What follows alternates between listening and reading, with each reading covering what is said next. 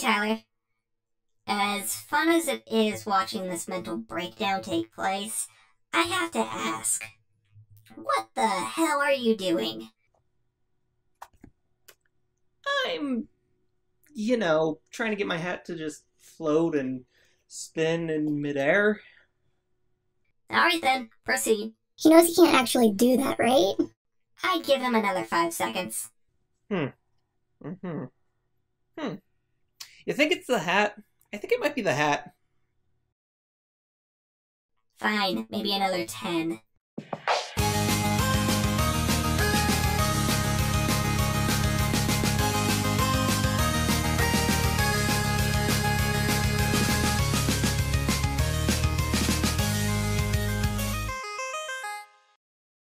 Super Mario Odyssey begins as Mario is already facing off against Bowser, who is kidnapping Princess Peach with the intent to marry her. Before Mario has time to realize it, he's flung off of Bowser's ship so hard he's knocked into another kingdom. Hey, wait a minute! Killer Queen.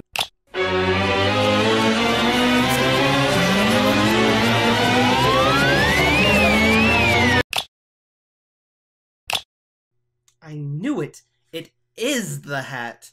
I gotta have a top hat around here somewhere.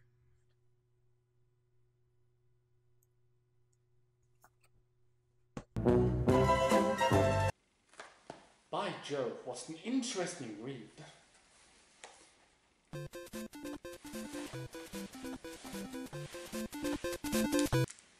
Hello. Classy, buddy, pal, muchacho, broski. What do you want? Can I borrow your top hat?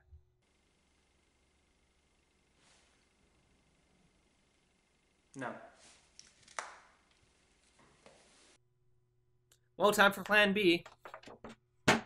Now then, here we meet Cappy, our traveling companion and hat for the rest of the game. His reason for joining Mario is to rescue his sister, Tiara, who was kidnapped by Bowser. Cappy also gives us the ability to capture various creatures and things to aid us on this journey, with their own various powers. From here we travel from kingdom to kingdom chasing Bowser and trying to stop him to little avail.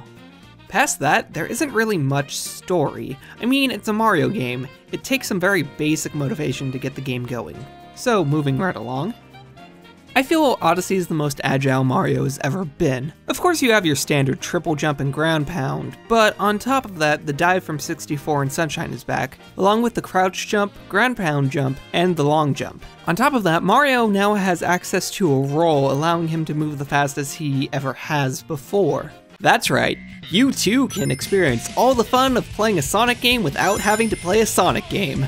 Cappy also allows Mario more options when it comes to gameplay. Not only can Cappy capture enemies, allowing the mustachioed man himself to become a wide spectrum of other creatures, but throwing Cappy and having him stay in place allows Mario to jump off of his hat. This giving Mario the ability to combo and string together different movements to not only get around, but possibly break levels. Capturing enemies adds new methods of movement into the game, and while a lot of these were interesting the first hour or so into the game, most ended up being really boring in the long run, as most just allow you to get from point A to point B. Something one would be able to do shortly after learning the controls. I'm sure most people will find it fun, but it loses its charm fast.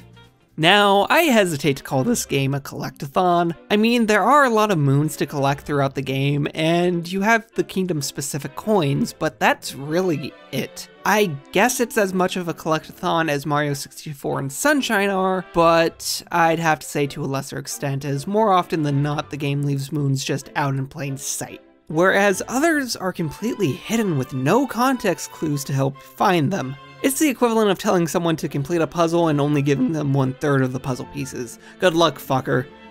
That's all I can really say. The game is just kind of repetitive, with not a lot of variety. Overall, it was an average game, nothing really special here. If I had to give it a score, I'd give it a 7 out of 10.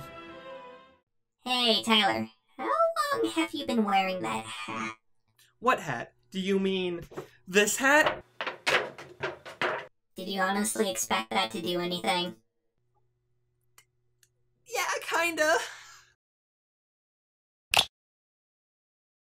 Hey everyone, thanks for bearing with me while I take my time on this video. You guys are awesome. Anyways, big thanks to my friend Classy Reviews for showing up in this video. If you want to check out some of his content, click this video right here. If you want to check out some more of my content, click this video right here, and why not hit that subscribe button if you liked it. Anyways guys, I'm GbcTyler, and I'll see you all next time. Bye.